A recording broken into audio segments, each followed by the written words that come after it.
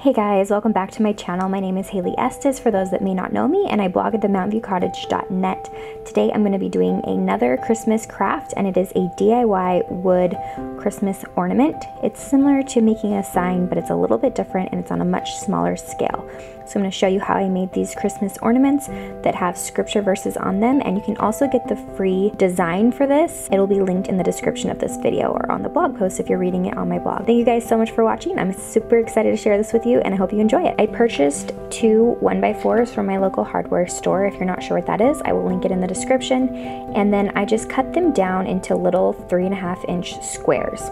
So as I'm filming this right now, obviously they've already been cut into squares, and now I'm using my orbital sander to just smooth out all the edges. They got pretty rough when I cut them with my saw.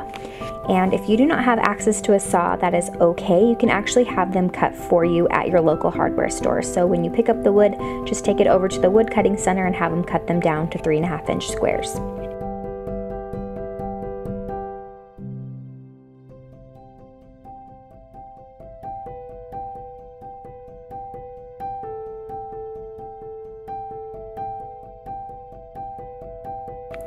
Once I finished sanding them and they were all smooth, I then went in and painted them the most beautiful shade of red of all time. It's called Planet Fever by Valspar, and this is just a flat latex paint.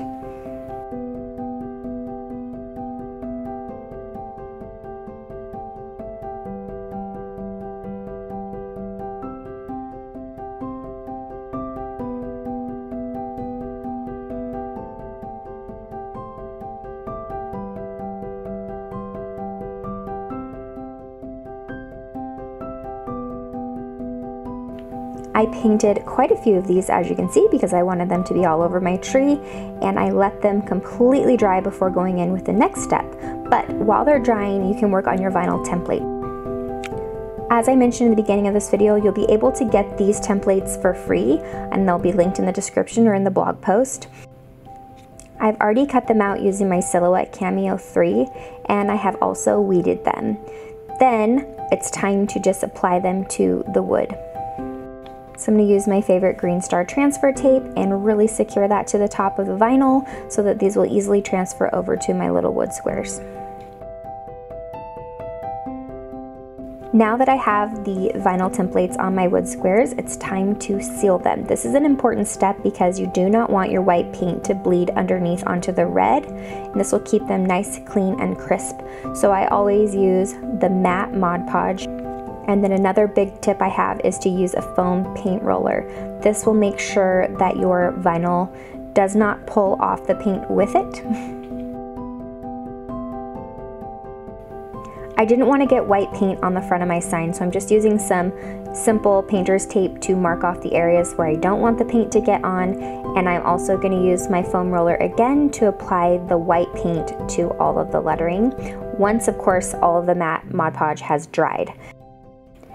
Now that the white paint has dried completely, and I mean completely dried, I can pull up my vinyl template and reveal the beautiful lettering that I have just painted on. Since this is such a teeny tiny design, it was a lot easier to not worry about some of the smaller aspects of the vinyl template. So here I am just painting in some of the insides of the H's, the L's, dotting my I's, and making sure that all of the little details are painted on. I'm just using a detailed paintbrush in order to do this, nothing fancy or expensive. Now that everything's dried, I'm going to mark the top center area of my little sign so that I can put a hole in it using my drill bit. This way I can string through a ribbon that I will use to tie it on my tree.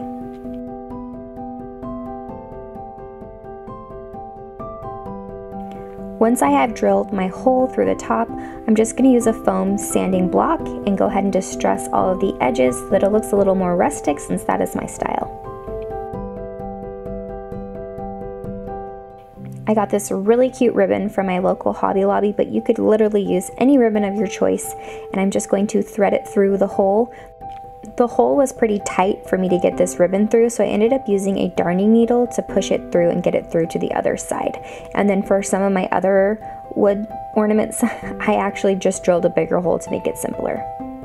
here is what the ornament looks like all complete. Thank you guys so much for watching this fun tutorial. I really enjoyed sharing it with you guys. I love when you leave comments. If you do, I try to answer every single one of them. Thank you so much for being here and hope you guys have a wonderful day.